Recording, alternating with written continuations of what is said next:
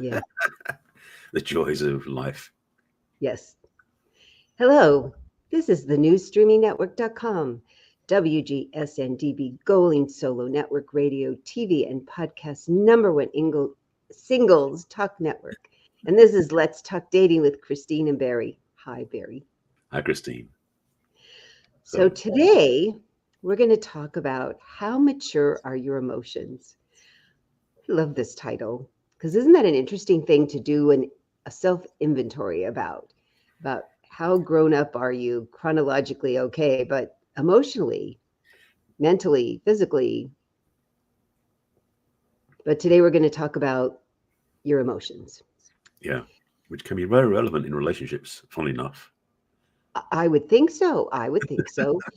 Right. And it's funny because when I thought about this title, I was thinking how for me as a person personally, I like having a nice balance and I like having a man in my life that has a nice balance Hmm. because what I tell my clients is generally, especially in the beginning of a relationship, you don't want that teenager in the driver's seat, especially not somebody who's like 13, because they could drive your car right into the wall, which is often what they do. Yeah. So if you stay more an adult in the first part.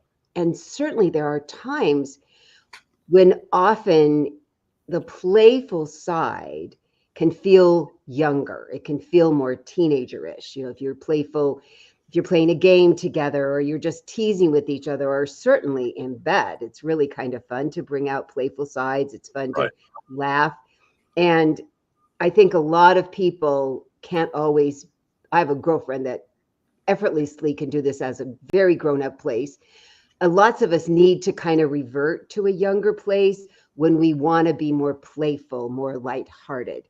So I think that it's something to say, sure, as long as you're making a conscious choice and not living in such a too young place. Because too young in a relationship, uh, I certainly, it wouldn't work for me. No.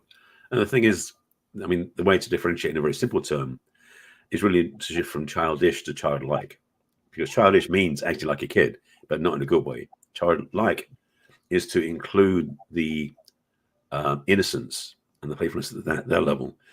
Excuse me. For those listening or watching, I'm getting over a head cold. Not COVID this time, head cold.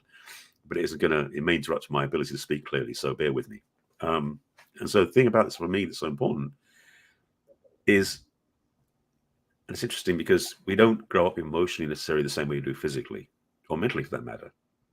And No. so when we talk about emotional maturity or how mature your emotions are, for me, it's a lot about partly life experience, but also partly about consciously doing some sort of work to discover how you function, how you interact in the world, like how reactive are you, how centered are you, how ability, how well, I talk about reactive versus responsiveness in some of my talks. So how you can be able to watch what's going on and then decide to choose to respond, or are you just automatically reacting because of the way you've been wired? Because that is a less mature form of emotional expression.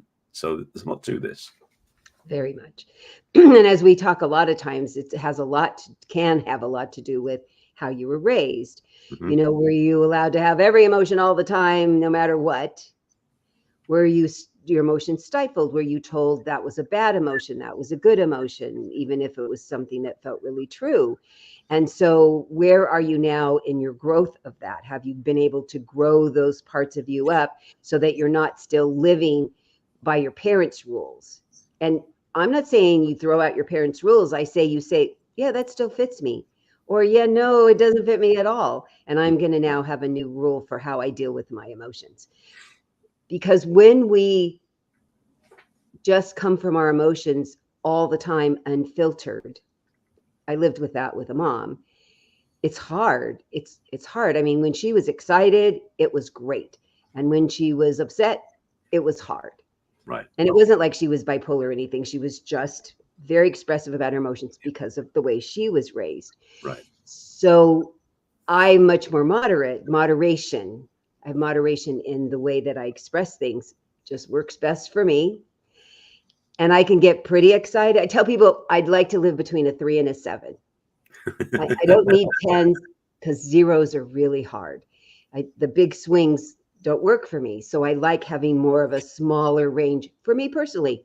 I can be around people that have stronger ranges. I just have to decide how long and how much I can do that, because it's not my comfort zone for sure. And Right. it's one of the things you learn as you really do assess yourself. And also as you learn to interact with life in a certain way. And in this part of the conversation, talking about the emotional maturity, if you're outside that framework, if you're a 0 or a 10, it's not saying you're immature. It's just saying that those are areas you may not have found a way to balance. Because the challenge also is, well, let me start by for a second, just to answer what we said earlier. I mean, I grew up in a very, I won't say emotionally suppressed, but emotionally limited experience growing up. You know, partly because of the English Jewish Stoic upbringing and being a boy as well. It didn't help. You were bound to have that. There was no way that you couldn't have. Right. And so I fit in basically with my peers at school and everything in that sense, because, you know, being emotionally expressed. And the thing is, as I said before in previous episodes, you know, I was bullied in high school. So I did find myself spending more time in tears at times, and being scared and having feelings that were not part of the safe zone, so to speak. So I got to experience a wider emotional range as a side effect of the bullying when I was in high school. And it's actually in some ways stood me in good stead, because I recognize it's more available than I was raised with. And that actually started me on the journey I've been on for the last decades, because I learned how much more is available to us to speak emotionally. And yes, as you said, between a 3 and a 7 versus, you know, 1 and a 10, I've had experiences of a 10, but they really were in euphoric and almost out of body experiences that were not things you could function in, but there were certainly memory points of just like, wow, it was amazing. And I know some people probably feel the same way when if they do pot or drugs or other things too. They may have that same feeling. So the 10 is not a place you could really function at, and frankly, nor is a 0 or a 1. So I would definitely say on the same page. It's between being, so to speak, between a 3 and a 7 in that range gives you very good access to many parts of your emotional makeup and your emotional expression, and at the same time still lets you be in having dominion over them in a way that's smart. Because part of emotional maturity, or being emotional on your emotions, is to have dominion, not to be driven by them. Because the thing is, I would say one of the biggest differences between emotional immaturity or childish emotions versus emotional maturity is the childish one has no dominion over their emotions. They run amok, and when they feel something, it's out. And you can say that's authentic, but frankly, it's not usually, because it means it's out of control. And so dominion means you have awareness of your emotions, and you sort of choose more where you want to play versus you don't have control anymore. In our family, we call it the tired crazies, when the littles have lost it. They're having a complete meltdown, and there's no rhyme or reason, and there's no rationality involved. And the two solutions is, first, get us a snack. Sometimes that just fixes it all. Oh, yeah. And sometimes they'll eat and they're still crabby. Then they need a quiet time or a nap. And sometimes we adults give ourselves a timeout if we're having one of those feelings. Oh, yeah. So it's not that we don't or can't or shouldn't have those things that have the emotions, that things have just become overwhelming. Or I've said more than once, if I hadn't had enough to eat or to sleep, I can be such a crap. And to realize, oh, I'm feeling really crabby. Oh God, it's like having bad breath. Am I going to inflict this on everybody around me? Or what am I going to do about it? Or I'm going to ask somebody, right, feed me, please. I can't even function to make myself a sandwich. Please make me a sandwich. And so learning that is a very mature thing to learn. How, yes, sometimes I will get deregulated, and what will re-regulate me? And is it something I can do for myself, or is it something that I need help with? And then ask. And that is such a grown-up thing to do, I think. It is, frankly, it's the goal I think we should all have, is have that ability to be functional. Because the thing that's really important is, as you said, is to be self-aware enough to notice when you are out of sorts or not functioning in the environment you're in. You do consciously take dominion, again, over your emotions, and do something proactive. Take a nap, go and eat, go for a walk. I definitely have experiences where I've been in situations where I knew that if I stayed where I was, I would not be a very smart responder to what was going on. And so I took myself out and went for a walk around the block. And when I got back, cooler minds, cooler minds, and I've forgotten, there's a quote, but basically it's like everyone cooled down a bit. So there was ability to communicate and articulate what was going on without just escalating and blowing up out of control what was going on. Yeah. And so there are different things we can do when we are present to our emotions and aware of our emotions to more wisely manage how we feel and more wisely handle how our feelings are received by other people, because it's really messy when we let our emotions go loose without any concern, and then somebody gets emotionally hurt by that, because intentionally there's something wrong with us, and they're doing it unintentionally. We may inflict pain on them. We need to do something about it. So having choice points and having awareness to our own relationship to emotions is so useful, because then we can do something about it so we don't blow up on people without regard. Yeah, you talk about one of the ways that you had to mature. One of the ways I had to mature is I took everything personally, and I got my feelings hurt multiple times a day. And when I look back, as I was going through great therapy, I realized there were certainly times when it was founded. People are mean. High school, oh my gosh. I mean, they can be mean. The mean people are just mean. Yeah. But then I realized as I was getting older and going through therapy that it's our reaction that's the thing in our control. Yes. They can say and do whatever they want as long as they're not physically doing something. They're, sticks and stones may break my bones, but words will never hurt me. I so didn't believe that as a kid, because they hurt a lot. And then I learned, well, I guess that's their opinion. And is it really true? And gosh, are they just having a bad day? Or are they just a mean person? And do I really want to spend time with them? If they're going to treat me this way or treat other people this way, is this somebody I want to be with?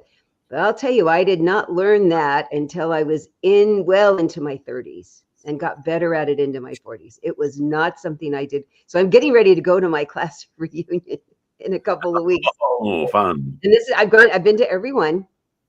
And boy, it's been interesting. That has been a touchstone for my emotional maturity. Every time it's been I felt more grown up, more relaxed, less concerned. And I watch all the other people and which ones are feeling some of those things too. It's been kind of fun to be on a committee and actually be talking to the other people. How did you do at the other reunions? Because what that also happens is we get into a familiar old place in a new body. And it's a touchstone of how much have we actually grown up and what's going to bring it back. And yeah, I could work on that a little more too. I mean, class reunions can certainly, and with the holidays coming up, every year at Thanksgiving is an awful. Family. Oh yeah. Oh yeah. Yeah. The thing that makes this so interesting as well is that the more we start becoming aware of our own emotional experience and expression, the more we become aware of the triggers that generally get in there for us, which can be family members, ex-relationships, siblings, school reunions, whatever it is. And I know I've sort of realized that I've in some ways taken care of myself. I've noticed that through the journey of being in the personal development field for the last, say, 4 decades, my friendship circles have evolved as well. The people I used to hang out with back then, I don't hang out with anymore. And if I cross paths with them, I probably wouldn't have anything to connect with them on, because I'm not the same person I was back then. I have changed and grown and evolved because I've been intentionally doing this work to transform my own experience and then teach it to others. And the idea of going back for a reunion is something I've always thought about, because being from England, we don't have those things over there to do over here. So even if they have one, to go back for a school reunion, part of me is very like, no, I don't want to go back because the bullies are there. Part of me goes back, no, I want to go back because the bullies are there, because I'm not the same person I was back then. I know differently now. And so there's a part of me that's in the joy of what could happen, because I know that I won't be in the same reactive state that I was back then. So there's a blessing in the sense of having a new perspective I can go back with if I so chose. And so you doing a reunion every year is something I never would understand. So for myself, it's not something I ever did. So that's quite a transformational journey to look back on. It's been kind of fascinating. And we've done every 10 years, and this one we're doing 5 because we're combining 2 classes, ours and the one that followed us. And there was a lot in ours. They had built a whole nother high school because there were so many in ours. So then the next class kind of split between the 2 high schools. And there's over 200 people who have passed away. Wow. Yeah. So there were some people that I really liked in high school, very small number. Yeah. Because they were nice to me. That's always the adults in my life when I was growing up, tiny handful, if they were nice to me. I always paid so much attention to that. The people who ignored me I had sort of a benign feeling, but there were certainly people that, for real or made up reasons, I felt really uncomfortable around. Oh yeah. So to have an opportunity to still connect with those people, because I got married right away after high school and we moved away. And then when I came back, I went to college and worked, and I lost track of everybody. So it's been fun over the years to reconnect.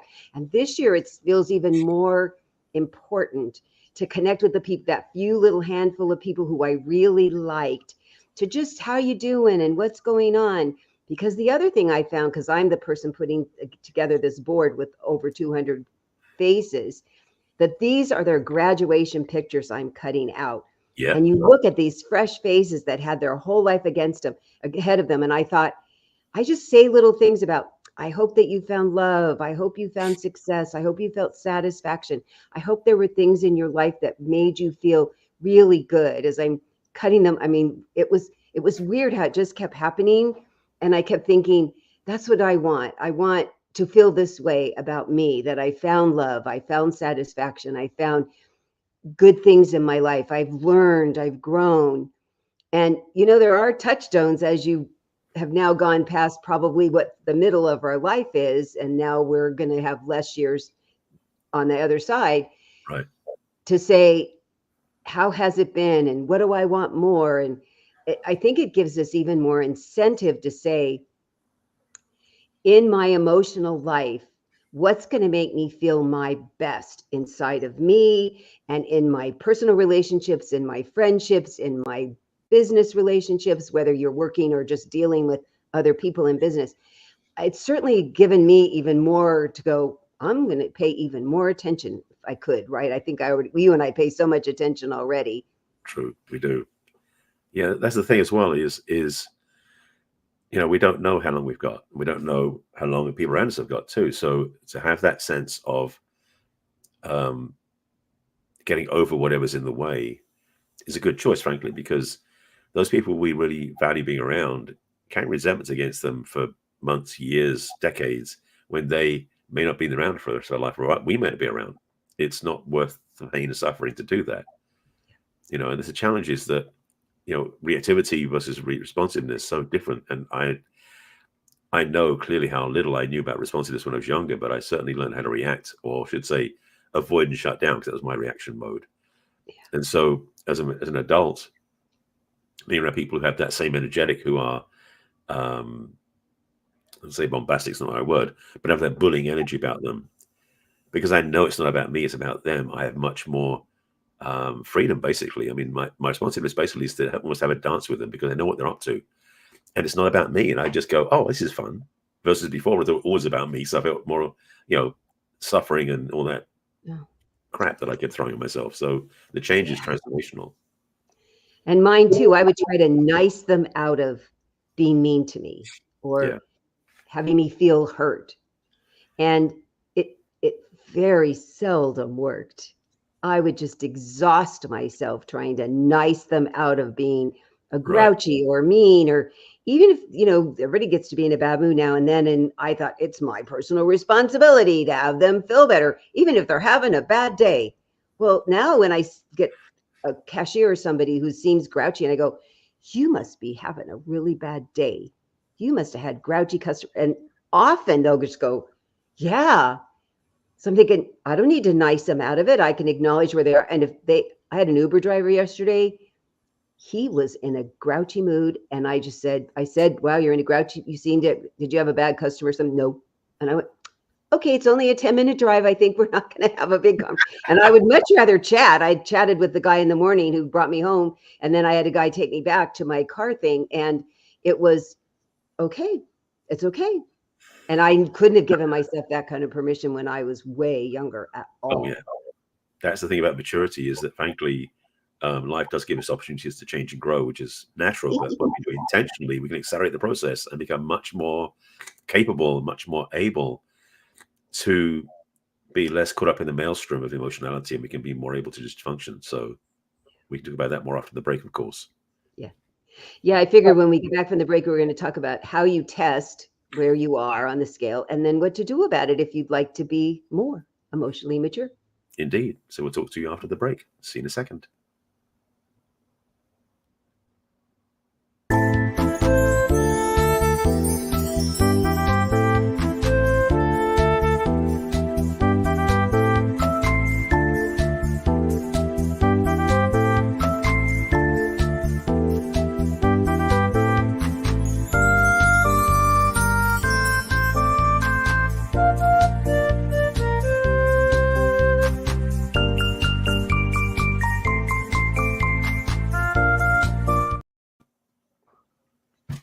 And we're back to Let's Talk Dating with Christine and Barry. And today we're talking about how mature are your emotions?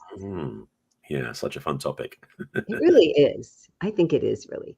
And so we've talked a little bit about how to have some awareness about if your emotions are, if you're expressing them in a mature way or an immature way. If you're super reactive to something, to really look at, is that touching on some old thing, that way you were treated as a kid or the way you were treated in a previous relationship, and it's not that person now doing that.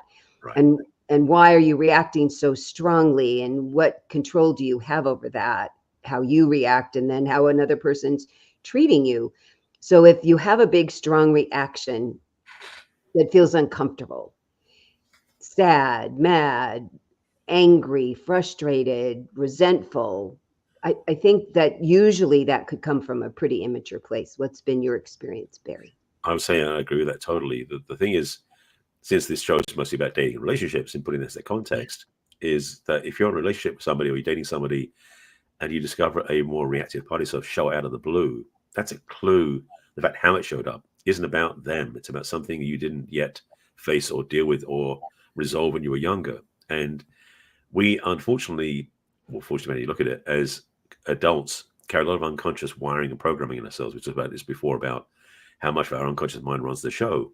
So we have a lot of memories, thoughts, programmed reactions built in that are in the unconscious, meaning we don't know they're there until something happens to trigger them. It's almost like having mouse traps that we didn't know we laid out, and suddenly, bang, they're snapping everywhere.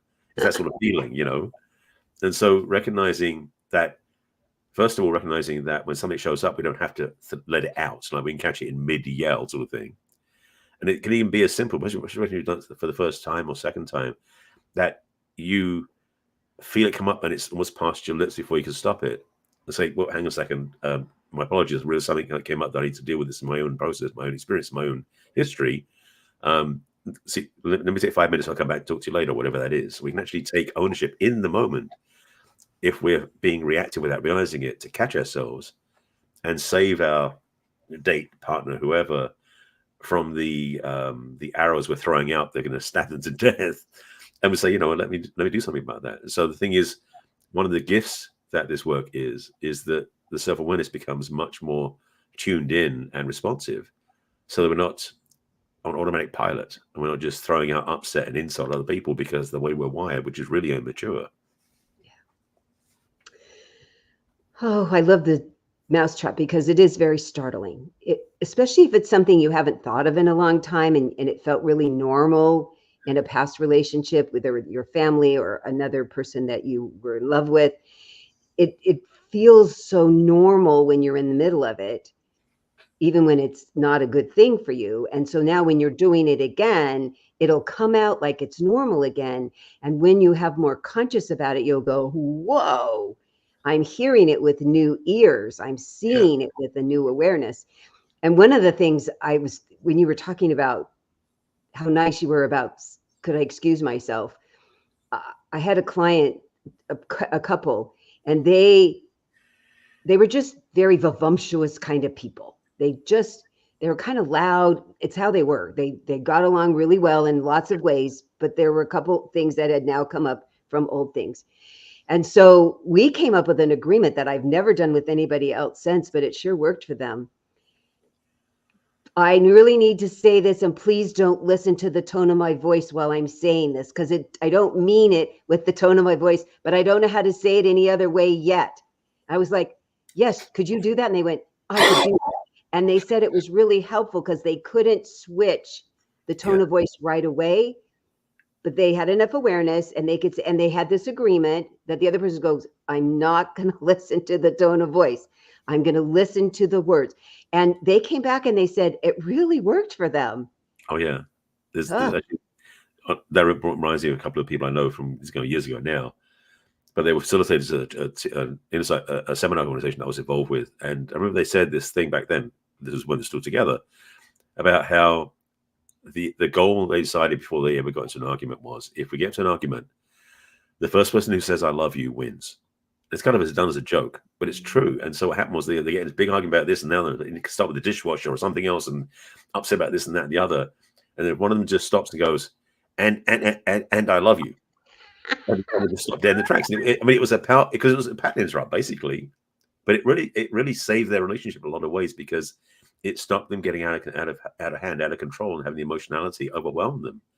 Yeah. And it sounds so simplistic, but if you can do that something, because basically in a way it's what it's doing, it's like putting a funny face in the middle of a really serious argument. It's that level, and it's funny that is mature, even though it sounds like it's immature. But the idea of saying it is it short circuits, especially for most of us who get upset and angry on autopilot, as I said earlier. When you say that to the person who's in autopilot, that I love you in the stuff, and doesn't matter what else you say, it's like derailing their autopilot, which is a powerful shift, and it's basically a pattern interrupt, and it's a reframe in a way, even though it's offensive words from an NLP. But the reality is what you're doing. You're changing the course of their perspective, and it may rewire them completely, so they no longer have that same autopilot running because you stopped them repeating the same thing again and again. So there's some gifts you can give your partner if you're dating them or in a relationship or even family members, where you can sabotage their rant, so to speak. It's a good thing to sabotage. Yeah. And look at the tools we have. I was thinking I have another couple that they're in a rough patch. And our agreement is when we're on the phone together, the three of us, they hold hands the whole time. Which is really helpful, the connection. Also, you can't do this. That gets you even more riled up. Yep. And they can't get riled up. It's wild because I said, is it helping you not get? Yeah. Because even though they get ramped up inside, we still take turns and they finally are good at way before the end. They're calm back down again, but they do come with their stuff. And I put up with this the first time and thought, this is not working. I said, okay, you're going to hold hands. And there's no argument because I'm always in charge of this. And they were like, oh my God, I couldn't get as upset because I couldn't use my hands. It's the tools you and I have, it's no ending, right? We're like Home Depot. Well, that's the recognition. That's why I love it. And it's a great one to have. So it's really cool. Is the fact that what you recognize, of course, is that the physical is connected to the emotions and the mental as well. And it is, it's like one of the things as well is, if you're choosing you want to be sad and depressed and everything else, you can't do it if you're looking up and smiling. But if you're looking down and you're feeling dour and your shoulders are slumped, it's hard to say you're happy and mean it. So our physiology is very much tied to our emotions. So if you want to stay in a positive mood, if you keep your shoulders back and your eyes up and your whole demeanor up, you tend to stay more in the positive emotions than negative emotions. Of course, some people will leverage that in some other ways, but that is a simple tool. Because sometimes when we get upset and angry with a person, we tend to we don't even keep eye contact with them, which is the other challenge. And we keep eye contact as well as touching, which is another thing you said. You can, again, short circuit the wiring we had that didn't serve us. It doesn't serve us now. Yeah.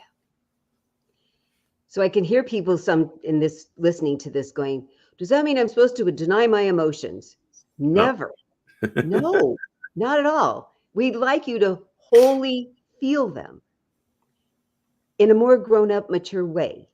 Yes. Where it's not just reactive, because generally reactive is pretty immature. I mean, look at a baby, cries, wet, tired, needs to be held, needs to be fed.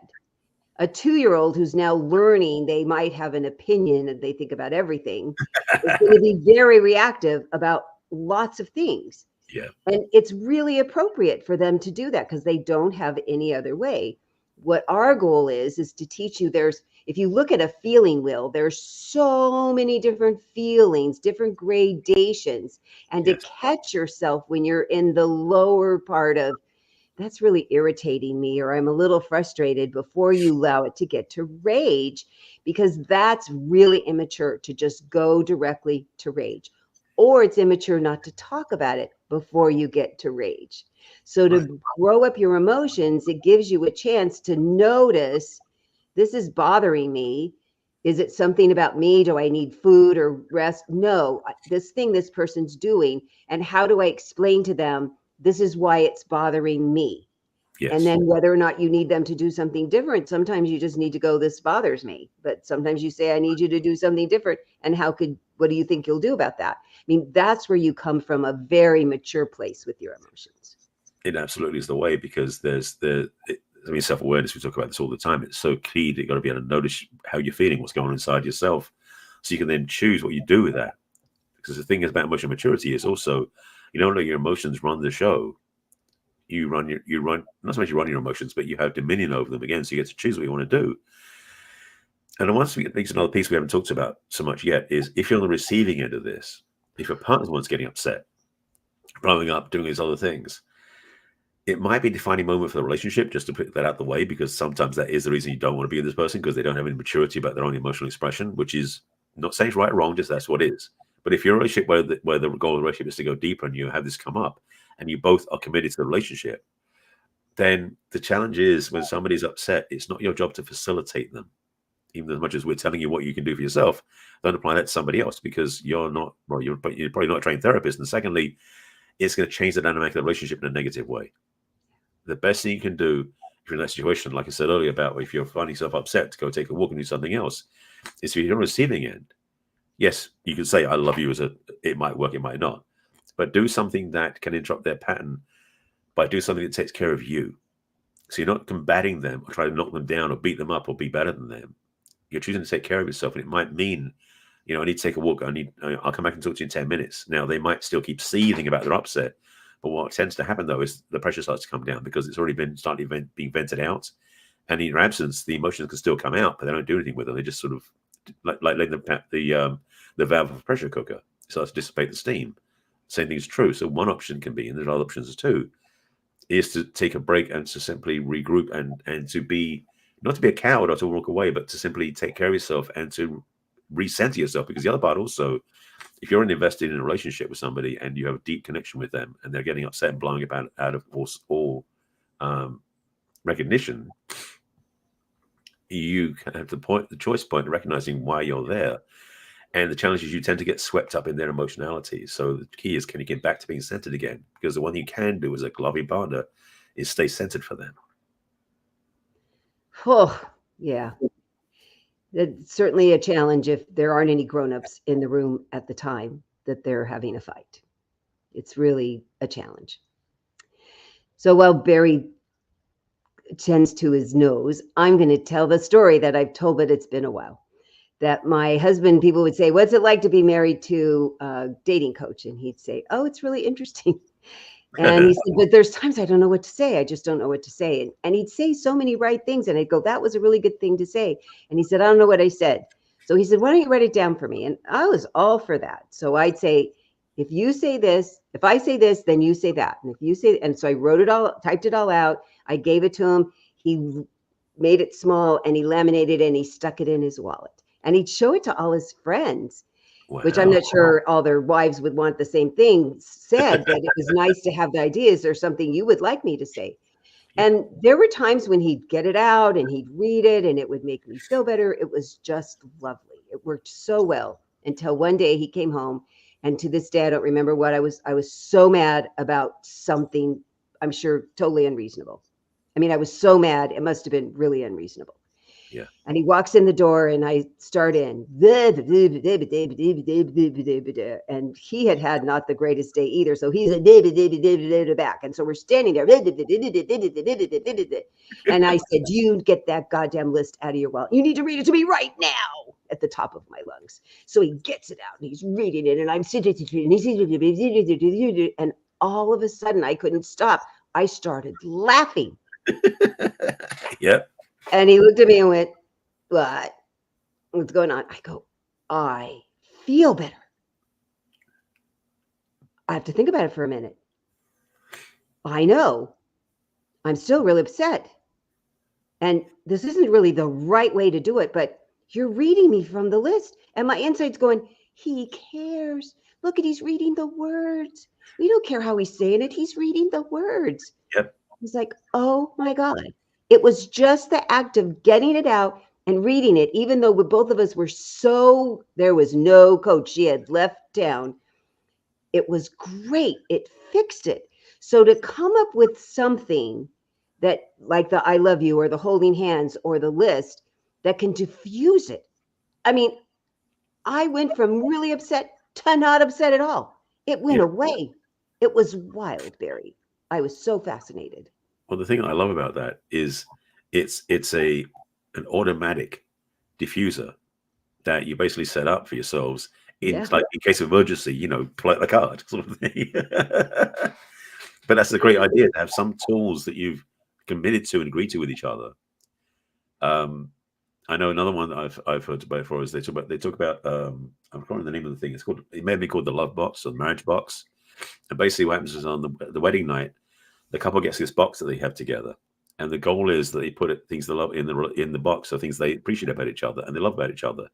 And over the first year, 2 years, 3 years, you can get filled up pretty quickly. So maybe a bigger box. But 15 years down the road, maybe it hasn't happened as often. And if an upset happens and there's really like blowing out of hand, the least insane of the two partners can reach for that box and open it and read something inside. Yeah. Same idea like having a list is having verified gratitude experiences, things like that. You can access an anchor so that you can stop spinning out of control. And the joy of that, and the thing is that you can do it obviously because it's a partnership, is you can both go through and start reading things out. And like you said, when you just discovered you were feeling okay, you can have the same experience this way by having a chance to just stop and regroup and realize, why was I getting so upset with something so simple? This is so much more important, looking at the notes you go to each other. So again, lots of resources, lots of tools, lots of ways you can do things that can build, especially in the beginning, build a resource state that you can both access as the relationship matures. So when things do go sideways, if they do, you have a resource to go to bring it back to center again. I love the least insane. I really do. I start with that when I have my couples. Who's the one that's the least mad? We're going to have you start saying the nice things about the other person to see if we can calm them down a little. Yeah. Because when we're in our immature emotions, unless we're physically in danger, I mean, that's where there's all bets are off. We're emotionally upset about, we don't feel heard. We're emotionally hurt. They did something that offended us or felt disrespectful or whatever. I've run the gamut, especially when I was sensitive to everything everybody did. That when you've got a plan ahead of time before this is kind of who I am. And it's funny how it didn't even occur to me, this is an emergency, he should get it out. It was all I could think to say to him.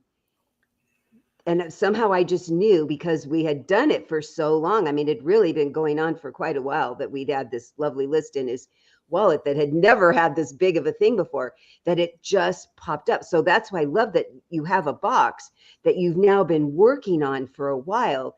Know that box is there. It's something regular. It already feels like a habit. I did that when I met my husband. He said, everybody complains about I'm really hard to buy for, because when I see something, I just buy it if I want it. And I said, you have not met the best gift giver.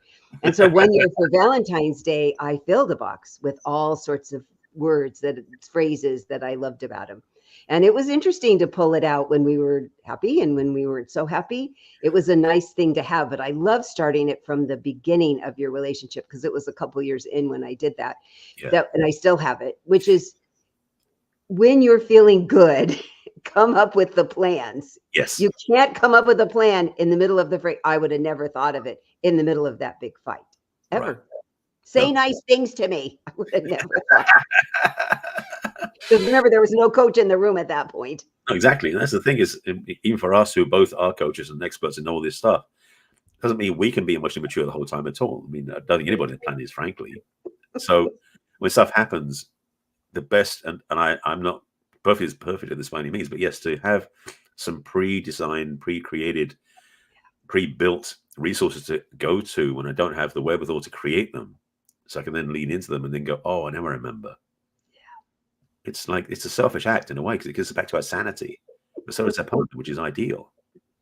Because one of you's insane, so we need something sane. And what I was just now hit me, I think I've not thought of it this way before, because I have said so many times, my highest thing in the love languages is words of appreciation. Physical touch is just right below it. But of course, in the midst of all that, the words would penetrate all the craziness that was going on in my head. It's the perfect way to get through. Like the beam could get through all of that interference. Absolutely. So In fact, whatever it is that you really like to receive, however it is, figure out how to do that in the middle of a hard time. which is And that's a why, really helpful thing, huh? yeah, because I want to say, which is why I highly recommend, if you haven't done the 5 languages with each other, if you're like a couple, find out each other's love language, because then you know a resource state. Because if your resource state is not words of affirmation, telling them good things isn't going to land for them. But a physical touch is, even in the middle of an argument, touching them might be the one thing that gets them back into centeredness as well. Because the love languages, as basic as they are profoundly effective in the way that we use them. Yes, there's a lot more to it than that as well. But that simple approach, first of all, if you can just do your love languages and know that to bridge the gap when you're not so connected or something's upset, some of the feelings, is you have a resource to draw from, which is, you know, that this is one of their strengths. And like saying quality time, whatever that is, then it's like, if they're upset, saying, you know what, I'm clearing my calendar, I can be here for half an hour as long as you need, I'll be here for you. They may not need anything after that, because they know that you're committed to them in time, which is what they want, which is their love language. And suddenly they go, oh, now I get it. This upset isn't worth it. You know, the love is here, sort of thing. It's that shift. So knowing the love languages, for most of them especially, are very amenable in this situation to use as a resource to bridge the gap when you're so far away from your partner. Because I've certainly learned personally and professionally that a lot of the time we're really upset is because we're not getting this thing that we really need, that maybe necessarily we haven't said out loud. I really need this regularly. I need it every day. I need it every morning, or I need it right now. That's the thing. And so to find out what your thing is and have a discussion with each other about what your thing is and how to get regular doses of it, and then what to do when it's the emergency. You know, what do you pull out when there's the big emergency? I really, like the kids were screaming. You give them, you go, oh, horrible, horrible, come with me, horrible, horrible. Here's food, horrible, horrible. Oh, now you feel better? Okay. It was wild. It was just wild. When I learned that, I went, oh my God, this is magic. This is the way we are wired as humans. So it absolutely works. Doesn't matter what age you are. If you start that way when you're little, of course you're going to need that when you're bigger. It's just maybe you might not need food. You need words or touch. Right. Yeah. Boy, I love learning stuff from us. Me too. It's so cool. So I think one of the biggest takeaways from this is, if you have big reactions, emotional reactions to things that are happening in your relationships, pay attention to, is that still something you could grow up a little more? Is it something that could be a little more mature? I think that's really a good tell. Like in poker, it's a tell. And if you're in a relationship or you're dating or you just want to be more prepared for a relationship, navigating through those reactive states and discovering where you can be more resourceful is a powerful thing to do. And getting help for that, but if you or me, with Christine and myself, we can provide you with lots of resources and tools and guide you through, and may even help you heal those things that are in the way, so you can actually be free to love without having that reactive state showing up. Yeah. Or at least what to do with it when it does, because we're all human beings. Indeed. But what to do so it doesn't break everything apart. That's our goal. Yeah. So if any of this has sounded familiar to you, or you have friends that are feeling this, you have friends you'd like to send so they'll stop reacting around you, they could talk to either one of us. So the way to talk to me is to go to my website, which is www.theperfectcatch.com, and go down to the middle and click on What's Holding You Back questionnaire, and fill out a couple of questions that talk about where you are and where you'd like to be different, and schedule a complimentary call with me. You can also scroll to the bottom of that page and click on all my social media with Facebook and LinkedIn and Pinterest and Twitter and Instagram and YouTube. You can watch all of our great videos from there. Indeed. You could also send me a personal email at Christine@theperfectcatch.com. Cool. Wonderful. And so how would they talk to you, Mr. Barry? Thank you. So for me, you go to my website, which is my name, which is barryselby.com. And on the home screen of my website, there are 3 things you can click on. The first one at the top is Let's Chat, basically, which is a link to my calendar and also to an intake form that you can fill out that gives you a chance to ask some questions, but also get on my calendar so we can have a complimentary conversation, because I always offer that as upfront as well. At the bottom of the screen is an option to join my email list, so you can jump in there and become a subscriber, and then you get the replays of the show, same as Christine does for her audience as well. In the middle of the screen is something I created a while back, which is my quiz. It's a relationship readiness assessment.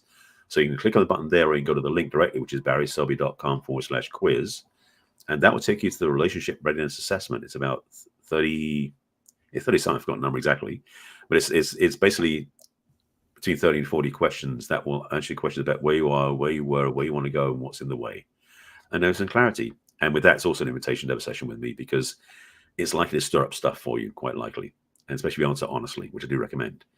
So that's on my homepage. Also on my website, there's a link to my book and to online courses and other things I'm doing. So we'll check out that. I recommend it. You can send me an email at barry@barryselby.com if you want to send me a direct one. And social media, all my social media is my name, except for a couple, which I'll get to. So on YouTube, Facebook, LinkedIn, Pinterest, Twitter, it's Barry Selby. And on Instagram and on Threads, it's the real Barry Selby, because I can't have to get changed. So you follow me and see my posts, and I post the replays for this, and you can get help from either one of us. So definitely reach out. And I forgot to mention, you could also join my mailing list through my website. Yes, indeed. That was my thing to forget this week. And we're always here every week on Thursday at 1 o'clock Pacific and 4 o'clock Eastern. So we'd love for you to watch live. We'd love for you to go share it with your friends, subscribe, leave us stars, ask us questions, tell us things you'd like us to talk about. We're always open to new subjects to talk about. Absolutely. And you can watch us on Roku and Apple TV. And you can also listen to us, huh, Barry? Indeed, yes. We're officially a podcast platform, as well as being a live stream show as well. So if you want to listen to us on your favorite podcast platform, being Apple or Spotify, Amazon, whichever one it is, you can listen to all our shows, because they're all up there. Well, they're all up until the last month or so. Basically, we get about a month at a time, goes up afterwards. But let's just say you start listening now, it's going to take you several weeks to get through them. So if you want to listen to all our talks, feel free. You can definitely enjoy yourself and transform your life and transform your relationships. So I recommend listening to our podcasts, because they're useful when you're out and about in the world, because the great thing about podcasts, you can listen to them with your phone off, which you can't do if you're driving. You can't watch a video when it's off. So when you're out driving, hiking, shopping, going to the gym, whatever you're doing, you can take your podcast with you. So I recommend it highly. Yes, we would love to accompany you on your life, because people are telling us that they get a little hooked. They watch a couple and then they watch more and then they watch more. There's so many interesting, helpful subjects. So we will look forward to hearing from you over time. And then we'll also look forward to seeing you again next week. Yes, we will. We'll see you then, definitely. Take care. Bye for now.